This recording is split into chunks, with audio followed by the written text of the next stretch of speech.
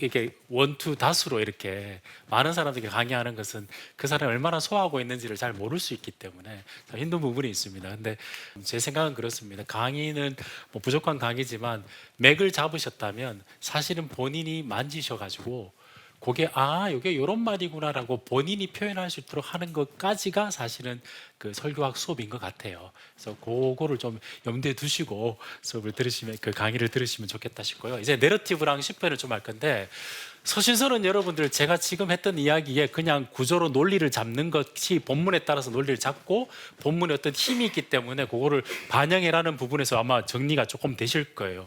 근데 문제는 헬라어는 굉장히 논리적이고 메인 동사와 종속절에 따라서 잡기가 쉽습니다. 어떤 면에서는 원리를 정확하게 알면. 물론 이제 설교 자체를 이제 하기는 힘들지만 구조 잡기와 뭐가 메인인지를 잡기는 쉬운데 내러티브는 그렇지 않죠. 이야기를 진행하는 것은 굉장히 어려운 부분인데 한번 예를 들어 보겠습니다. 다윗 이야기 중에 가장 긴 이야기가 뭔 것 같아요? 사무엘상 17장의 골리앗과 다윗 이야기가 장별로 따진다면 굉장히 긴 이야기입니다.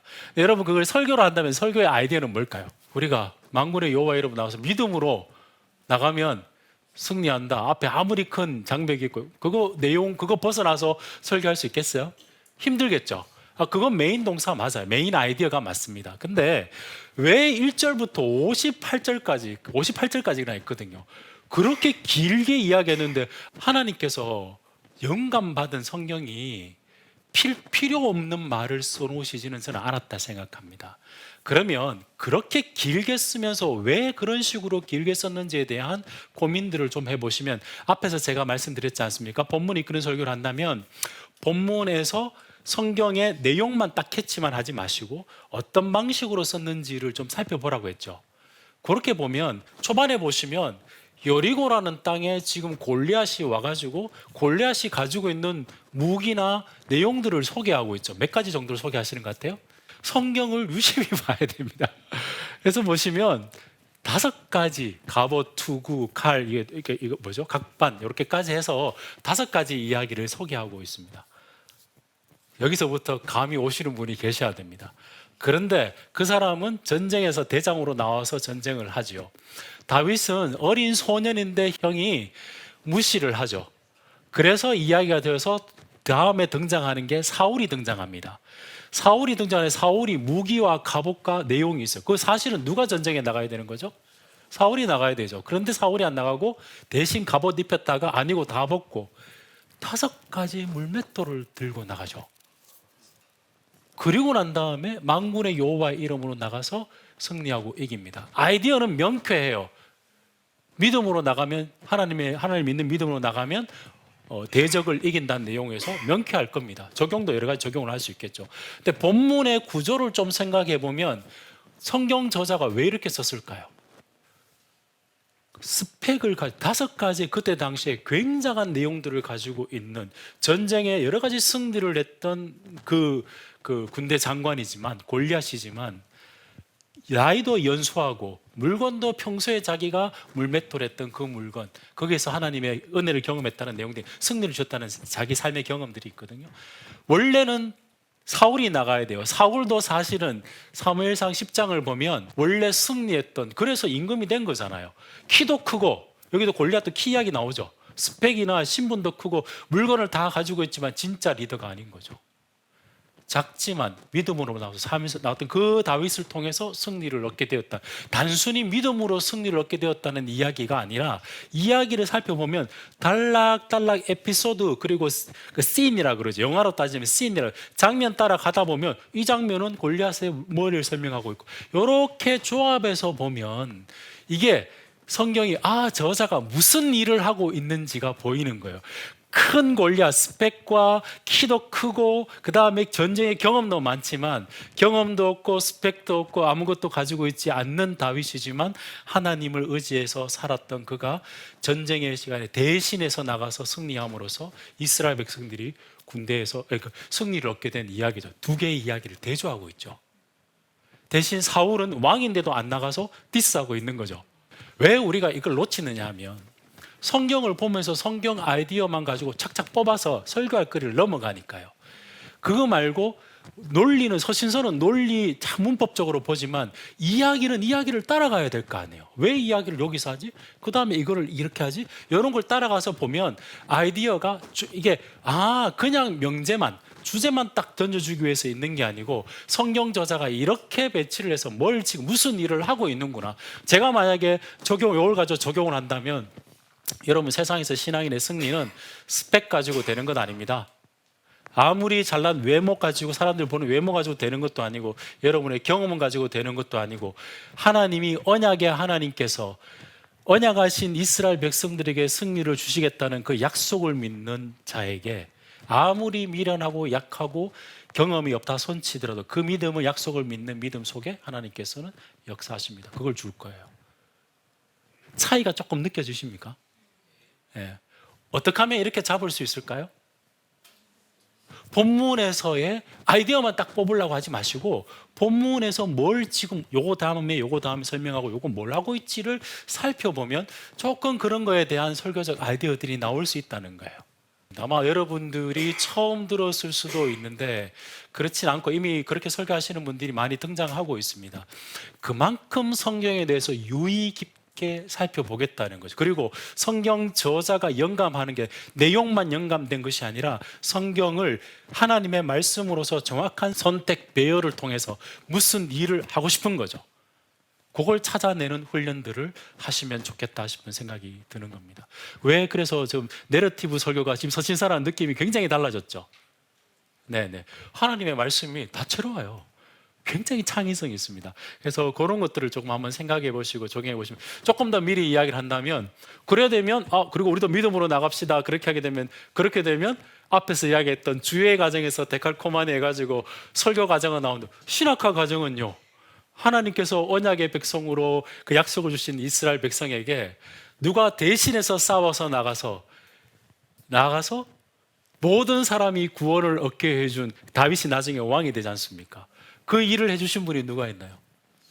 그렇죠. 그분이 우리의 대적이신 창세기 3장 15절에서 여자의 후손 쭉 언약이 진행이 되어서 그분이 우리 위해서 대신해서 싸워서 우리를 믿음으로 승리할 수 있습니다. 그분이 우리의 왕이시기 때문에 우리의 삶 속에도 스펙으로 사는 것이 아니고 스테이터스 이렇게 신분 때문에 사는 것이 아니고 경험 때문에 사는 것이 아니라 그 예수 그리스도의 믿음 때문에 그렇게 살아갑니다라는 힘을 그쪽에 줄 수 있죠. 제가 지금 앞에서 설명했던 주애와 신학과 설교와 과정이 어떻게 맞물리느냐, 내용은 얼개는 비슷한데 핵심은 뭐냐면 본문이 이끌잖아요. 본문이 일하니까 본문에서 그런 식으로 캐치할 수 있는 눈을 찾는 거죠. 그 눈을 가지고 보는 거라는 겁니다. 그래서 그런 측면에서 내러티브 본문이 서신서 본문과 차이가 있고, 요 내러티브 본문을 보는 눈을 가지게 되면 예수님의 비유가 확 달라 보입니다. 아까 그 누가복음 15장 이야기를 들었잖아요. 자, 예수님의 비유가 누가복음 15장부터 16장까지 연속으로 나오거든요. 첫 번째 비유 설교를 이렇게 생각해 보십시오. 잃어버린 아들이 돌아와서 첫째 아들, 이제 둘째 아들 이야기였잖아요. 그 누구한테 한 설교죠? 궁극적으로는 우리지만 그때 당시 청중들 누구한테 한 설교예요? 예수님께서 바리새인과 종교 지도자들에게. 문제는 뭡니까? 이분들이 잃어버린 사람에 대한 그 하트가 없고 오히려 잃어버린 영혼을 찾아가지 않고 오히려 거기에 대해서 아버지의 마음을 모르는 사람이죠. 그 다음 장면에 비유가 나오는데 그 비유는 누구한테 한 거라고 되어 있어요? 한번 봐보십시오. 제자들에게 뭐라고 이야기했죠? 네가 가지고 있는 것으로 그것으로 친구를 사라 그러잖아요. 그런데 그 사람이 그 너희를 영접해 줄 거란 제자들에게 이 이야기를 왜 했을까? 앞에 내용을 한번 따라와 보십시오. 불이야, 네가 가지고 있는 것으로 돈을 가지고 친구를 사라. 세상 사람들은 그것으로 미래를 투자하는 것에 훨씬 더 잘하는데 너희는 왜 미래를, 요 내용으로 생각해 보면 친구를 사라. 누가복음의 내용 전체적인 이제 좀 카메라를 조금 살펴보면 예수님께서 세리와 나약하고 힘든 그 사람들을 위해서 이 땅에 오셨지 않습니까?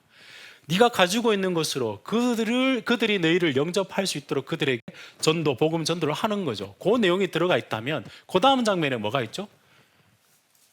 바리새인들이 그런 식으로 돈으로 그렇게 하는 게 비웃죠. 그때 당시 청중들은, 바리새인들은 돈을 많이 부유하게 가지고 있는 것이 하나님의 복이라 생각했거든요. 그때 주님께서 이야기한 내용이, 그 다음 내용이 뭐냐 하면 부자와 나사로 비유죠. 부자와 나사로 비유의 내용의 뒤에 핵심이 뭡니까? 뒤에 보시면 부자는 하나님도 알고 다 알고 있었지만 말씀대로 반응하지 않죠. 그죠? 근데 역전됐죠. 나사로는 이 땅 가운데 그렇게 됐지만 천국에 들어갔고, 천국에 있던 아브라함의 품에 있어요. 그 예수님께서 만드신 이야기죠. 아브라함의 품에 있는 것은 민족을 넘어서 진짜 하나님 믿음의 조상에 거기에 천국에 들어갔다는, 그들이 믿던, 바리새인들이 믿는 최고의 조상 아니겠습니까? 그런데 그 종교 지도자들은 알고 있지만 약한 사람, 그리고 나약한 사람들에게 복음을, 그들을 품는 내용들이 없었기 때문에 그들은 역전됐죠, 상황들이. 맞나요? 자, 예수님의 설교를 한번 봐보시죠. 이런 차원에서 보면 통째로 본다 손치더라도 누가 보면 잃어버린 그들을 구원해야 된다는 내용으로, 그들을 구원하지 않는 그들이 너희가 진짜 잃어버린 사람들이란 내용이라면, 두 번째는 너희가 제자라면 네가 가진 것으로 영원한 생명을 얻는 그 일에 너희가 투자하라는 이야기고, 마지막은요, 모든 사람들에 대해서 나사로와 부자가 있는데 자칫 잘못하면 너희가 어떻게 살아가느냐에 따라서 역전된다는 이야기가 나와 있죠. 성경이 예수님의 비유이지만 그 내용을 전체로 보면, 앞뒤 내용을 보면 14장에서는 잔치 이야기가 나와요. 근데 다리 절고 못난 사람들은 잔치에 들어가고, 제일 마지막에 이 누가복음 전체 잔치 이야기가 나오죠. 누가 진짜 잔치에 들어가느냐 이야기가 예수님의 설교 가운데 들어가 있고, 그 비유를, 예수님의 천국 비유를, 15, 16장에서 했던 비유를 말씀하신 예수님은 가만히 봐보십시오. 이 땅에 오셔서 잃어버린 자를 찾으려고, 그가 진짜 독생자 유일한 아들이시면 이 땅에 내려오셔서 잃어버린 우리를 찾았죠. 그분이 전체를 들여서 그분이 고통 가운데 우리를 기쁘식으로 받아 십자가에서 그걸 자기의 것을 내어놓고 진짜 투자를 하신 거죠. 영원한 투자를 하신 것이죠. 그분에게 어떻게 반응하느냐에 따라서 천국과 지옥이 갈리는 거예요. 그 비유를 하신 분이 그 비유의 주인이시죠. 아주 어려운 이야기 아니죠. 자, 이거를 예수님의 비유를, 내러티브를 설교로 생각해 보시라고 그러면 섬찟섬찟하기도 하고 굉장한 설교입니다. 근데 우리는 그걸 가지고 내가 설교할 거리를 빨리 만들려고 해요. 설교할 거리를 빨리 만들려 하지 말고 이걸 한 편 한 편이 설교이고, 이거 연속 설교, 청중을 달리 하시면서 연속 설교하셨네 생각해 보십시오. 그러면 이 본문을 벗어나서 내 마음대로 설교하는 게 너무너무 예수님께 죄송할 겁니다. 완벽한 커뮤니케이션이 있는데, 그래서 그런 측면입니다. 그래서 내러티브를 보는 훈련들을 잘 하시게 되면, 본문을 이렇게 보시게 되면 본문에서 그냥 포인트만 가지고 설교하는 것과 좀 다른 설교의 움직임들이 나오게 되는데, 굉장히 창의성이 있는 설교가 나옵니다. 본문에 매이면 오히려 창의적이게 됩니다. 그걸 좀 설명을 드리기 위해서 그렇습니다. 서사성에 대해서 조금 간략하게 설명을 드리고 진행할게요. 어떤 여러분들이 어떤 그림을 보든지, 그림은 평면으로 그려져 있지만 어떤 그림을 보든지 여러분들이 그 그림을 설명하라면 순서와 배열을 가지고 나름대로의 논리로 설명을 할 겁니다. 그렇죠? 예수님께서 이루신, 그리고 구약과 신약에서 있었던 역사적인 사건들이 드라마틱하게 쭉 그대로 역사적으로 이루어졌지만, 우리에게 지금 고정해서 우리에게 주시기 위해서는 어떤 목적을 가지고 그렇게 선택 배열해서 이렇게 적겠죠. 맞나요? 그거를 기억하시면 내러티브 볼 때도 단락별로 이걸 이렇게 어떻게 선택을 해서 왜 이렇게 썼을까? 기본적으로 우리에게 내러티브 서사 지각이 있습니다. 그래서 그거를 좀 눈여겨보시면서 그걸 염두에 두시고 텍스트를 보는 훈련들을 좀 하시면 좋겠고, 한 20분씩 본인 소개 한번 해보십시오라 그러면 분명히 머릿속에 저는 언제 태어났고 뭐랬고 이게 본인들의 이야기들이 나오기 시작할 겁니다.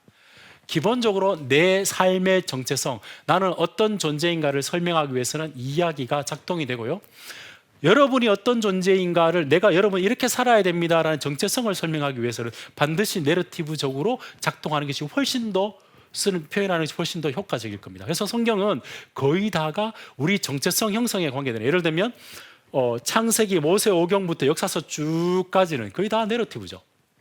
이야기를 통해서 하나님의 백성들이 어떻게 형성이 되었고, 어떻게 업앤다운, 잘못하고 잘한 것을 통해서 하나님이 어떻게 징계하시고 어떻게 세우시고, 이걸 쭉 이스라엘 백성들의 정체성을 세우는 과정이 내러티브로 쓰기가 굉장히 효과적인 방식이기 때문에 내러티브. 정리하면 기본적으로 우리는 내러티브 방식으로 그림을 보고 내러티브 방식으로 서사 지각이 있습니다. 그리고 청중들에게 여러분은 어떻게 살아야 됩니다라고 어떤 정체성을 형성할 때는 이야기의 방식으로 주는 것이 효과적이다라는 것들을 이해를 하시면 좋을 것 같습니다. 성경의 내러티브의 독특성과 차별성, 이건 그냥 보시고 지나가면 될 것 같고요.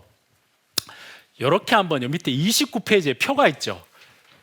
이게 목사님들 이걸 잘 생각하지 않으시고 이렇게 설교 작업에 들어가실 수가 있는데, 모든 본문을 동일한 방식으로 이제 보시기 때문에 그런데, 제가 이제 여러분의 조금 똑같지는 않습니다. 큰 얼개입니다. 메이저, 그러니까 주요 기능과 주요 특징인 건데, 모세오경, 역사서 이렇게 보면 모세오경 신앙의 정체성 기초를 까는 것에서 내러티브가 있고 이야기가 있고, 역사서도 이야기식으로 진행하는데, 서신서는 하나님에 대해서 우리가 심화로 신앙을 고백하는 겁니다. 그때 하나님과, 내가 생각하는 하나님과 잘 맞을 때는 찬양, 그렇지 않든 삶이 어려울 때는 비탄, 이런 식으로 하나님께 반응하는 글이죠.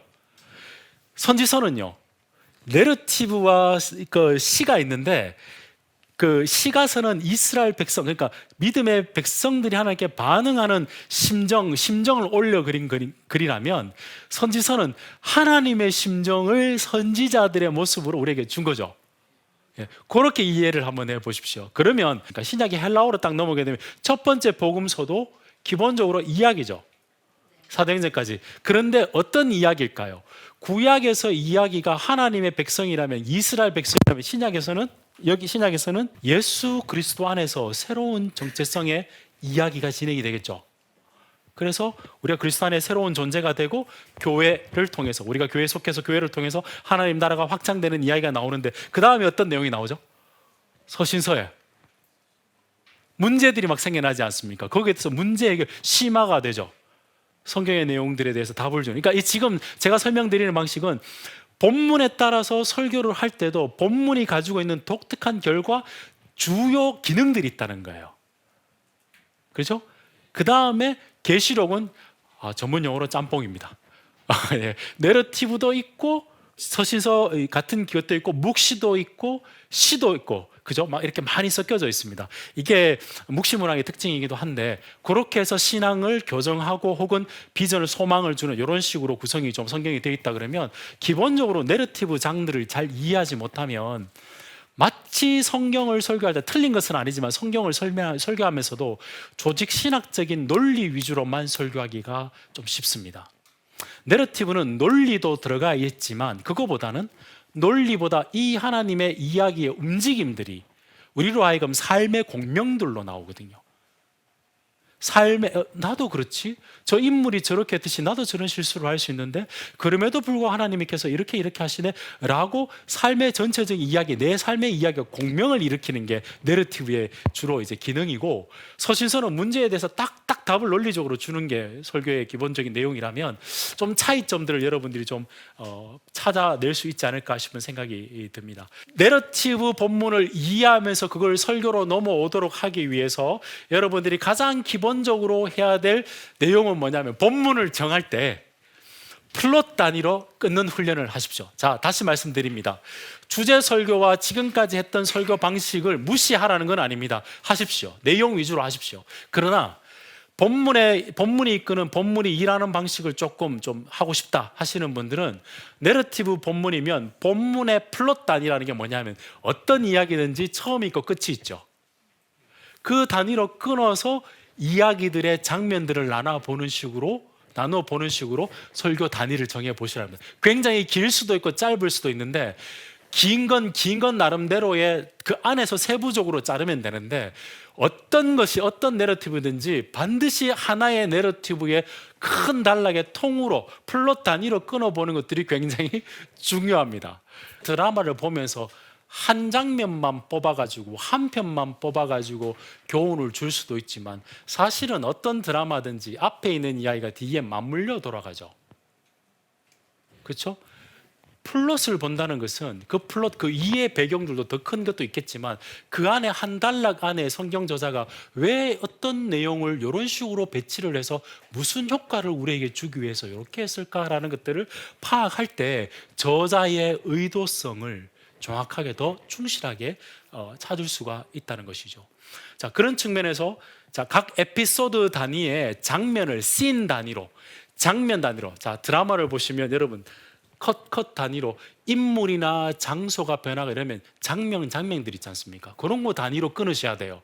아니고 한 단어와 한 내용, 한 구절로만 끊게 되면 거기도 진리가 들어가 있지만 의도한 내용이 무엇인지를 제대로 발견하기 위해서는 씬 단위로 끊는 게 좋다라는 말씀입니다. 씬 단위로 끊고 그거에 따라서 각 장면의 앞뒤 내용들이 어떻게 구성되어 있는지를 큰 씬 단위로 끊어놔 보시고 미시적으로 한 단락을 끊고 그 다음에 내용들을 해서 이거를 카메라를 내가 조금 더 펼치면 이게 큰 내용 속에 이렇게 들어가 있고 더 크게 넓히면 이런 식으로 요걸 한번 생각해 보시면서 내가 카메라 기자다 생각해 보시면서 본문을 봐보는 훈련을 해보시면 좋겠다는 겁니다. 여러분, 아브라함 이야기 속에 22장, 창세기 22장은 유명한 장이죠.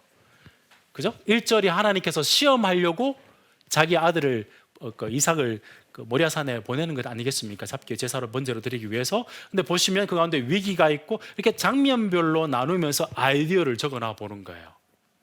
너무 특정한 내용에는 딱 꽂히지 마시고 일단 그 장면별로 나누어 보는 겁니다. 그렇게 해서 장면을 나누어 볼 때 어떤 일이 벌어졌는가를 적어놔 보시고 그 다음에 세부로 들어가셔야 돼요. 아니면 설교 가운데 여호와 이레에 빡 꽂혀가지고 그것만 가지고 쭉 설명하는데 그게 그래 되면 많은 부분을 놓치는 부분들이 있습니다. 제가 예를 들면 왜 그러냐면 내가 만약에 제가 여러분들이 창세기의 이야기를 조금 앞뒤로 알고 있다면 이런 생각들이 들어야 사실은 맞아요. 이런 겁니다. 하나님께서 네가 내 아들 내 사랑하는 독자를 데리고 내가 내게 지시할 모리아산으로 가라 그러죠. 그 가라라는 단어가 히브리어에서 고기와 아브라함 이야기에서 딱 한 번만 더 쓰이는데 어디서 쓴 것 같아요? 그렇죠. 본토 친척 아버지, 그러니까 본토 옛날 아비라 그랬죠.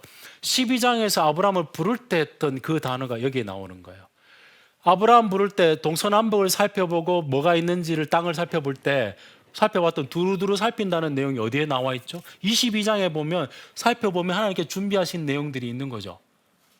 복의 내용을 아들 후손을 통해서 복의 내용을 줬는데 그 아들 네가 나를 진짜 사랑하는 줄 알고 자녀 복뿐만 아니라 다시 한번 그 복의 확장이 있긴 한데 지금 22장만 단락으로 살펴보면서 단락별로 무슨 일이 있었을까라고 살펴보고 그 앞에 있는 단락들과는 어떤 연결이 단어 하나하나로 다 연결하는 것도 좋은데 그거보다는 이 장면이 앞장면에서 나온 장면인 것 같은데 이게 훨씬 더 관통하는 내용이라는 거죠. 저자가 의도한 내용이 한 단어, 한 구절에서도 잡힐 수 있지만 기본적으로 우리는 씬 단위로 보면서 이게 이야기 이렇게 진행되는데 이게 앞에서 이런 이야기와 연결이 되는구나 이렇게 알 필요가 있다는 겁니다. 어려운 이야기인가요? 근데 그렇게 잘 보신 훈련들을 해보셨나요? 그건 좀 다를 것 같아요. 그래서 그렇게 살펴보고 플롯 단위를 일단 단위를 정하시고 카메라 기자처럼 들어갔다가 나갔다가 해보시면 좋을 것 같고요. 마가복음 10장에 맹인 바디메오 10장에서 그 이야기를 한다면 맹인 바디메오 단락별로 한다면 맹인 바디메오가 여리고에서 예수님이 온다 그러니까 다윗의 자손 예수여라고 부르죠. 그 앞에서 어느 누구도 다윗의 메시아 자손이라고 부르지 않으니까 바른 고백 속에서 주님께서 우리를 낫게 해줬습니다. 그 내용만 보게 된다면 그것도 맞는 설교예요. 근데 마가복음을 조금 더 보신 분들은 통으로 보신 분들은 조금 이제 성경을 읽으신 분들은 카메라 기자처럼 조금 넓혀 보시면 눈 뜬 사건이 또 있죠. 베다니에서 눈 2번 뜬 이야기 혹시 아시나요? 그 다음부터 예수님께서 제자들에게 자기가 메시아이며 하나님 나라에 있다 십자가에 달려 돌아간다는 이야기를 합니다. 제자들은 다 알아듣지를 못해요. 맹인 바디메오가 정확하게 그는 다윗의 아들이고 나를 도와주십시오, 나를 불쌍히 여겨주십시오라고 이야기를 하고 있습니다. 자, 내러티브 각각의 이야기가 나오면서 그 각각의 이야기에서 어떤 이야기인데 장면별로 뽑아놓고 난 다음에 잠깐 뒤로 멈추어서 살펴보면 이 이야기가 앞에 있는 마가복음 안에서의 이야기와 포인트와 어떻게 연결되지? 이렇게 보는 식으로 하는 훈련들을 조금 더 해보시면 그 전에 하던 훈련들을 본문에서 아이디어 뽑는 것을 하지 말라는 거 아닙니다. 내러티브는 근데 그렇게 보는 식이 훨씬 더 성경을 제대로 보는 훈련 중에 하나입니다. 이게 무조건 그렇게 봐야 됩니다. 그러면 또 공격이 들어오겠죠. 근데 그게 아니라 그게 우리가 내러티브를 선택, 배열해서 글을 쓸 때도 그렇게 쓰는데 성경은 이상하게 그렇게 안 본단 말이에요. 드라마 그려보시잖아요. 근데 성경을 왜 그렇게 보니 그렇게 하면 성경 세계에 내가 훅 들어가게 돼 있습니다. 아, 내가 제자들이네. 처음에 예수님 봤을 때 나무둥치처럼 떠나가는 그런 거였는데, 제자들이 예수님을 그 하나님의 아들이라 고백하지만 진짜 메시아를 따른 제자가 뭔지를 모르는 거예요. 주님 따라 십자가를 지고 가는 거잖아요. 바디메오는 그 모든 내용, 영적 계한 사건을 딱 뜨고 난 다음에 딱 그 눈이 감겨져 있지만 당신이 메시아로 이 땅에 온 내용들을 모든 것을 겉옷을 버려 자기 가지고 있는 소유를 벗어버리고 따라갑니다. 본문이 그렇게 구성이 되어 있어요. 그러니까 정확한 제자인 거죠. 그러니까 그걸 어떻게 찾습니까? 본문 단락 자체 내에서 단락으로 씬으로 찾고 난 다음에 무슨 행동을 했다 보고 이걸 약간 미시보다는 약간 거시적으로 살펴보면 아, 이 내용이 앞에 내용과 이렇게 연결이 되네. 네, 그런 식으로 찾는 훈련들을 해보시면 포인트들이 조금씩 달라지게 될 겁니다. 어려운 이야기죠. 예. 근데 납득이 되세요? 자, 이런 겁니다. 납득이 되기 시작한다는 것은 제가 그런 식으로 성경을 보기 시작하는 눈들이 생겨나기 시작한다는 겁니다. 그래서 자꾸 이렇게 원래 고기도 먹던 사람이 먹는 것처럼 한번 눈이 띄어지게 되면 그걸 자꾸 그렇게 보게 되면 아, 이게 이런 식으로 되어 있구나 깨닫게 될 때가 참 많거든요. 이게 이해가 납득이 된다면 아, 이야기가 그런 거지라고 납득이 된다면 그렇게 보려고 하는 훈련을 하게 되면 단순히 본문에서 명제만 뽑아서 하는 설교가 아니고 아, 성경이 이런 식으로 우리를 따라오게 만들어서 아, 이런 거구나 라고 해서 아이디어를 줄 수 있도록 설교가 된다는 것이죠. 이거는 그냥 완벽하게 여러분들에게 이제 그 설명을 하기 위한 것이 아니라 플롯의 패턴을 따라가 보면 성경엔 선형 구조, 쭉 기승전결 이렇게 바로 이제 진행되는 것도 있고 교차 대구처럼 이게 이제 예를 들면 창세기 11장에서 여러분 잘 아시는 바벨산 사건이잖아요. 바벨탑. 저희 함께 벽돌을 만들자 우리가 세우자 이랬는데 가운데 딱 하나님께서 내려오셔가지고 세상이 흩어버리시죠. 오늘 혼잡하게 하고 혼잡하게 하시죠. 그죠? 사람들은 자기를 높여서 하나님처럼 되고 싶었던 이야기지만 사실은 하나님이신 그분은 우리를 위해서 내려오셨죠. 이걸 가지고 어떤 면에서는 흩으셨지만 주님께서 이 땅에 오셔서 하나님이신 그분이 이 땅에 오셔서 우리를 다시 한번 새롭게 하시죠. 그런 쪽에서 그리스도 중심적으로 연결해 보셔도 되겠죠. 그래서 이미 성경이 여러 가지 패턴과 중심 구조, 평행 프레임, 뭐 창세기 1장은 다 이제 틀을 세우고 내용 채우시는 방식이잖아요. 그러니까 이런 어떤 구조들이 있으니까 제가 드리고 싶은 이야기는 무조건 그냥 본문에서 설교할 것 같은 내러티브들을 짧은 단락에서만 보지 마시고 큰 단락에서 보시고 다음에 세 분에서 설교를 할 때 조금 더 잘라내는 방식으로 해보시면 좋겠다 싶은 생각이 듭니다. 예. 또 하나 예를 들어 볼까요? 그 사무엘하 보시면 다윗 이야기 중에 골리앗만큼이나 유명한 이야기가 무슨 이야기죠? 바세바 사건. 11장, 12장을 우리가 끊어버리게 되면 11장, 물론 이제 끊어서 설교를 할 수 있습니다. 그런데 본문의 내용들을 쭉 살펴보면 암몬과의 전쟁이 도중에 전쟁을 안 나가요. 12장 제일 뒤에 암몬과의 전쟁에서 승리합니다. 가운데 내용은 어떤 내용이 있냐면 11장에서 자꾸 자기가 왕처럼해서 사람 보내가지고 범죄하죠. 사람 보냅니다. 제치나 보내고 이제 바세바한테 보내가지고 데리고 오고 그렇게 해서 죄를 범하고 숨기죠. 그래서 11장 마지막 절에 하나님 눈에 보시기에 악하다라고 끝나고 그 다음에 하나님께서 이제는 보내세요. 나단을 보내시고 나단의 이야기를 통해서 그가 죄를 숨겼으니까 백주대낮에 그 죄에 대한 결과가 나오죠. 그리고 그 바세바의 아들은 죽죠.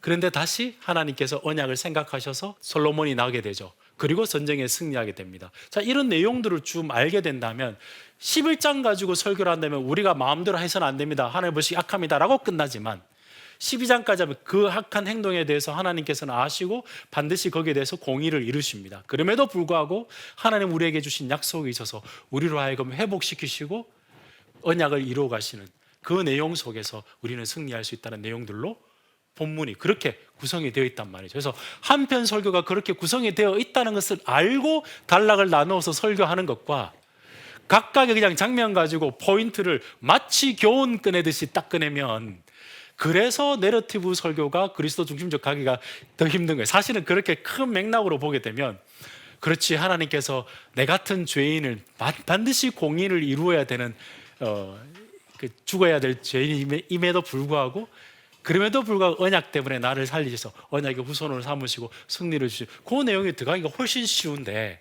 단락을 짝 작게 잡으니까 그렇게 된 내용인 거죠. 그래서 그런 것들도 한번 생각해 보시면 좋겠다 싶습니다. 요거는 여러분들이 내러티브 본문을 볼 때 지금부터 성경을 가지시고 읽어 보실 때 절별도 읽어보시지만, 저는 이렇게 보시면 이야기들 가지고 장면별 이렇게 단락들을 나누어 봅니다. 그게 완벽한 단락이냐라는 거, 그걸 뭐 목사님이 하는 그 단락이 완벽하냐라는 것에 있어서는 차이가 좀 있을 수 있지만, 적어도 주석을 보고 하게 되면 이게 하나의 문단이고 하나의 단락입니다 라는 것들은 끊을 수가 있으니까 그렇게 한번 해보시면 좋지 않을까 싶은 생각이 듭니다. 저는 이걸 여러분에게 조금 더 강조를 시켜드리고 싶고, 그 다음에 그런 흐름 속에서 인물이 나오면 그 인물이 어떤 인물인지, 인물에 대한 뭐 대화, 그리고 인물에 대한 행동들, 이런 것들 위주로 내가 거기에 그 사람과 동일시할 수 있을지, 그죠? 그렇게 해서 내용들로 연결해 보시고 배경도 한번 생각해 보시고, 여러분들 그 초등학교나 아니면 국민학교 때 다 배우셨습니다.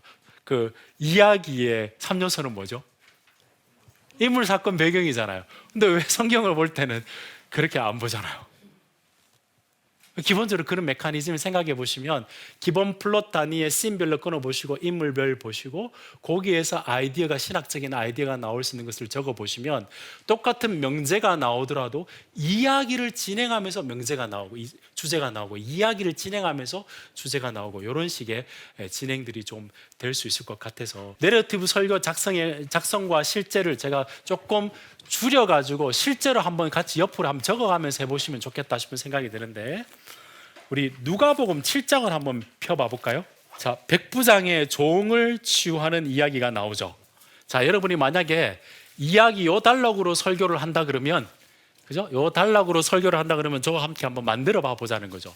기존에 있는 이제 방식에 여러분의 머릿속에 들어 있는 것들도 있겠지만, 자, 제일 먼저 주의 과정에서 단락을 선정해야 되겠죠? 자, 그러면 7장 1절부터 몇 절까지 끊으면 좋을까요? 10절까지 끊는 게 제일 맞겠죠? 혹시 다르게 끊고 싶은 분? 좀 크게 끊어보신 분도 있겠지만, 기본적인 이야기의 가장 플롯 단위면 이렇게 될 겁니다. 자, 그렇게 되면 씬 단위로 한번 단락을 한번 정해봐 보십시오. 예수께서 모든 말씀을 백성들에게 들려주시기를 마친 후에 가버나움으로 들어가시니라. 자, 여기서 신학적 아이디어가 나올 수 있겠습니까? 약간 배경 설명이겠죠. 가버나움은 사실은 예수님께서 이적을 그 전에 4장을 보시면 베푸셨던 곳이고, 앞에 모든 말씀 백성에게 마치기를 마쳤다. 앞에 있는 사람은 믿고 행하는 자, 앞에 있는 설교에 대한 내용들을 잠깐 설명을 할 수 있겠지만, 기본적으로 배경이죠. 설교 가운데 이거 가지고 포인트 가지고 뭐 예화 적용하실 분 힘들 겁니다. 그건 힘들겠죠? 납득이 되시죠? 이제 지금 주의 과정이 설교의 데칼커마니처럼 이렇게 싹 넘어오는 과정을 설명하는 겁니다. 자, 그러면 다음 장면을 한번 생각해 봐요. 그 과정이 가버나움에 어떤 백부장의 사랑하는 종이 병들어 죽었더니, 요것도 이야기입니다. 그죠?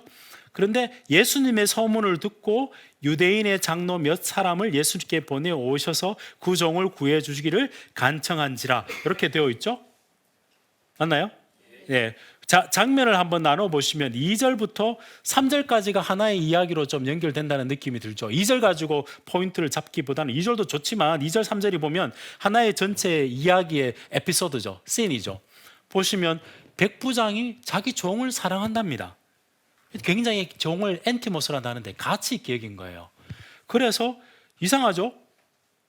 본문을 좀 자세히 보시면 유대인의 장로를 보내어서 예수님이 오라고 이야기합니다. 이거 좀 독특하지 않나요? 당시의 지도자인데 유대인 장로를 왜 보냈을까요? 예수님이 유대인이니까. 예수님이 그 말씀을 잘 듣게 하도록 하기 위해서 보낸 걸까? 여러 가지 생각들이 나올 수 있을 겁니다. 근데 중요한 것은 자기 종을 사랑해서 유대인 장로를 보낼 정도로 이 지금 백부장은 자기 종을 사랑하는 거죠. 자, 그게 이제 이야기의 내용입니다. 그래서 이걸 가지고 이야기를 풀어가, 여기서 신학적인 아이디어를 막 내고 싶은 분들이 있을 수도 있습니다. 근데 그래 내면 교훈으로 갈 가능성이 굉장히 큽니다. 일단 그런 장면 하고 아이디어를 좀 적어놔 보십시오. 자, 근데 일이 일어나죠. 이에 그들이, 여기서 그들이 누구죠? 유대인 장로들이 예수님께 나와서 간절히 구하여 이르되 이 일을 하시는 것이 사람에게 합당하나이다. 그가 우리 민족을 사랑하고 또한 우리를 위하여 회당을 지었나이다 하니, 여기까지가 유대인 장로가 예수님께 이 사람을 왜 고쳐야 되는지 합당한 이유를 막 설명하는 거죠. 자, 여러분들, 유대인 장로가 뭐라고 이야기합니까? 그가 우리 민족 사랑하고 우리를 위해서 회당을 지었기 때문에 그 사람은 고쳐주는 것이 합당합니다. 유대인의 머릿속에 뭐가 들어있죠? 율법, 유대인에 대한 사랑, 자기 민족 사랑과 그리고 율법적인 의식이죠. 이것 했기 때문에 이 사람 고쳐주는 거 마땅합니다라고 이야기를 하고 있죠. 맞나요? 여기서 신학적인 아이디어들이 좀 표현이 될 수가 있겠죠. 맞나요? 한번 적어놔보 대충, 그러니까 똑같은 말로 적혀도 장면별로 지금 이제 진행해 보는 걸 해보는 겁니다. 그리고 예수님께서는 아무 말도 하지 않으십니다. 성경에서 아무 말 하지 않을 때는 아무 말 없는 겁니다. 혹은 중요하지 않게 뺀 건데, 거기에 뭐 상상력이 들어가도 괜찮겠지만 기본적으로 텍스트 자체 내에서는 없습니다. 예수께서 함께 가실 때, 그 집에 멀지 않을 때, 이번에는 백부장이 버트를 보내어 이릅니다. 자, 백부장이 뭐라고 이야기를 합니까? 수고하지 마십시오. 내 집에 들어오심이 나를 감당하지 못하겠네. 그러므로 내가 주께 나가기도 감당하지 못할 줄 알았나이다. 말씀만 하사 내 하인을 낫게 하소서. 사실은 5절에 그 4절에 합당합니다라는 게 악시오스라는 뜻이고요, 7절에 감당하지 못할 것, 이것도 악시오스라는 뜻입니다. 그러니까 지금 성경 저자가 유대인들은 이것 해주셨기 때문에 이 사람 고쳐주는 거, 집에 가서 고쳐주는 거, 그거 마땅한 일입니다 라고 이야기를 하고 있고, 합당한 일입니다라고 이야기하고 있고, 백부장은 뭐라고 있죠? 저는 그렇게 주님이 우리 집에 오기에 감당치 못할 사람입니다. 합당하지 않습니다. 나는 감당하지 못할 사람이다. 말씀만 해주십시오라고 이야기를 하고 있죠. 이 사람이 지금 이야기하고 있는 백부장은 어떤 내용으로 지금 예수님께 이야기를 하고 있는 거죠?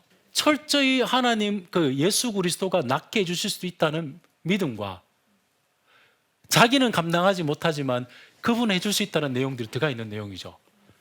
그러고 난 다음에 자기도 이야기합니다. 나도 남의 수하에 든 사람이요, 쭉 내용을 보시고 난 다음에 내용을 자기가 설명을 하죠. 그러고 난 다음에 마지막 장면이 뭐죠? 예수님이죠. 예수님께서 하신 장면의 내용이 뭡니까? 이만한 믿음을 만나보지 못하였느라 하시니 보셨던 사람의 집으로 돌아가 종이 이미 나왔다 하더라. 자, 이 내용, 예수님은 이만한 믿음을 보지 못. 자, 이걸 가지고 목사님이 설교할 때 믿음이 있어야 고침을 받는다 이야기를 하잖아요. 맞죠?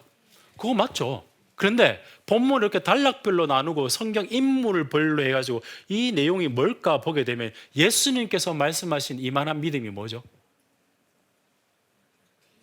유대인들은 이것 해주면, 예수님께서 이것 해주는 게 마땅합니다라고 있는 공로주의 사상을 가지고 있다면, 이방인은, 백부장은 예수 그리스도의 권위를 인정해서 말씀만 해도 나를 낫게 해준다는 그 내용으로 그 권위와 말씀의 능력을 인정하는 거죠.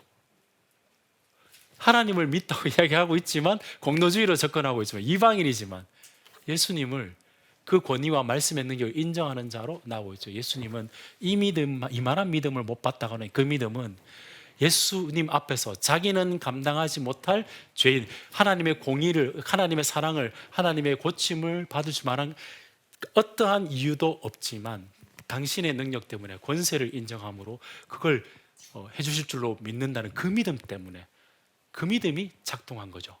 그걸 주님께서 칭찬을 하신 거죠. 자, 이게 이렇게 이야기를 단락별로 보게 되면 설교할 거리가 믿음 때문에 낫게 되면 내용도 맞겠지만, 성경 저자가 이 지금 유대인 장로님들과 백부장과 벗을 통해서 와서 했던 내용으로 대조하고 있죠. 그러면 제가 설교할 때 이 내용들이 나왔다면 적용 어떻게 하고 싶으세요? 제일 먼저 제가 일반적인 적용을 해보십시다. 쉽게 말하면 이렇게 이야기하면 됩니다. 여러분 어디 쪽에 속했죠? 이겁니다. 나는 예수님을 믿고 이것 해주시면, 이것 하기 때문에 주님께서 이렇게 해주시는 것이 합당합니다. 이건 정확한 율법주의고 복음이 아니죠. 거꾸로 된 메커니즘이죠. 내가 이것 하게 되면 하나님께서 나를 더 사랑하실 것이다 라는 내용으로 접근하는 것은 인과율이죠. 그런데 백부장이 가지고 있었던 믿음의 내용은 나는 감당하지 못합니다. 그럴 자격 전혀 없지만 당신이 하시면 말씀의 권위와 그 내용들을 가지고 역사하시면 됩니다라는 것이 믿음의 기본적인 복음의 메커니즘이죠. 그렇게 가지고 내려오게 될 때 이 설교의 내용은 본문이 이미 그런 것들에 대해서 대조와 효과를 우리 가운데 가지고 올 수 있는 기본적인 틀을 가지고 있다는 거죠.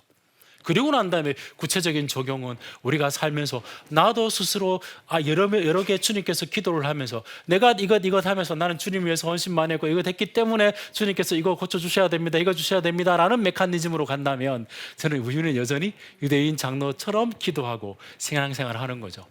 근데 백부장처럼 주님께서 칭찬받는 믿음의 생활은 나는 감당하지 못하겠지만, 나는 전혀 그런 자격이 없지만 악셔서 주님께서 나를 사랑해 주셔서 그분 때문에 그분이 나를 방문해서 일을 해, 그 내용의 믿음으로 여러분의 삶을 살아가셔야 된다는 내용으로 줄 수 있는 적용들로, 물론 구체적인 적용들 그때 더 청중들을 생각하며 붙이시면 되겠죠. 제가 하는 말이 텍스트가 가지고 있는 내용과 형식과 목적이 떨어집니까?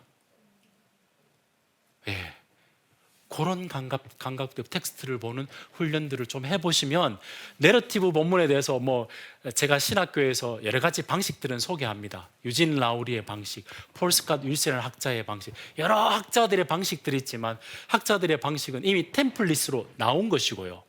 성경에 보고 이런 구성이 되어 있으면 이 구성 보고 이런 방식을 쓰면 가장 좋겠네 해서 쓰면 되죠.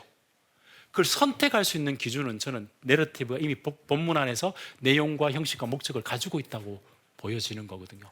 그래서 그렇게 텍스트를 따라가 보면 제일 먼저 단락을 정하고 씬 단위로 만져보고 씬 단위에서 포인트 뽑아보고, 그리고 난 다음에 이제 그 내용들이 우리에게 어떻게 작동하는지, 무슨 목적으로 이렇게 준 것인지를 본문 자체, 텍스트 전체 자체로 내 포인트만 뽑지 마시고 텍스트 전체 자체로 볼 수 있는 눈들을 조금 함량해 내시면 내러티브 설교를 좀 잘하실 수 있지 않을까 싶은 생각이 듭니다. 네, 이거 하루아침에 되는 건 아니에요. 제가 여러분에게 괜히 그냥 위축감을 드릴 것 같아서 좀 마음이 좀 그런데 충분히 하실 수 있습니다. 책을 좋아하시고 드라마 좋아하시는 분은 충분히 하실 수 있습니다. 아마 드라마 싫어하시는 분 없을걸요. 어떻게 하냐면 본문에 이야기했다가 성경 이야기 드라마 했다가, 여러분 우리 유대인들이 하듯이 우리가 신앙생활 그렇게 하지 않습니까? 본문에서 빠져나와서 우리 세계에서 작동시키고 다시 성경에서 예수님이 길을 갈 때 백부장의 친구들과 함께 나와서 이렇게 하고 있습니다. 백부장의 이 믿음, 우리 가운데 이 믿음이 있는 사람들이 있더라고요. 해서 예화를 쓰거나 적용하시면 되고, 본문 세계, 우리 세계 엮어내시면 텍스트를 가지고 이 본문을 가지고 내러티브 설교하기가 훨씬 더 다채롭게, 그냥 포인트가 첫째, 둘째, 셋째보다는 훨씬 더 성경 이야기와 우리 삶의 이야기가 위빙이 될 겁니다. 엮여지게 되는 거죠.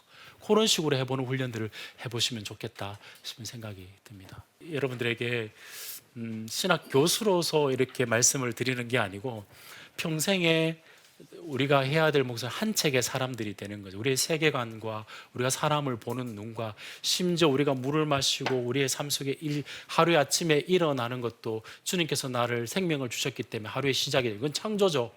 살면서 죄를 지을 때마다 회개하고, 잠자리에 들 때 내가 언제 잠자리에 들지만 영원한 세계에 들어간다는 마지막 부활을 생각하면서 잠자리, 하루하루도 그렇게 살고 예배도 그렇게 드리고 그렇게 하는데, 그 드라마를 생각하신다면 본문의 생각에서 짧은 본문이지만 이 속에서 이게 어떻게 작동하는 보고 성경 전체 드라마 속에서 이게 어떻게 작동하는지를 생각해 보시는 평생의 작업으로 생각하시고 이렇게 따라가 보시면, 저는 설교자로서뿐만 아니라 성경을 읽고 성경 세계에서 내가 묵상하며 성경에 젖어드는 사람으로서 그게 성경을 충분히 누리고 삶에서 공명을 일으키는 방식이라는 생각이 들거든요.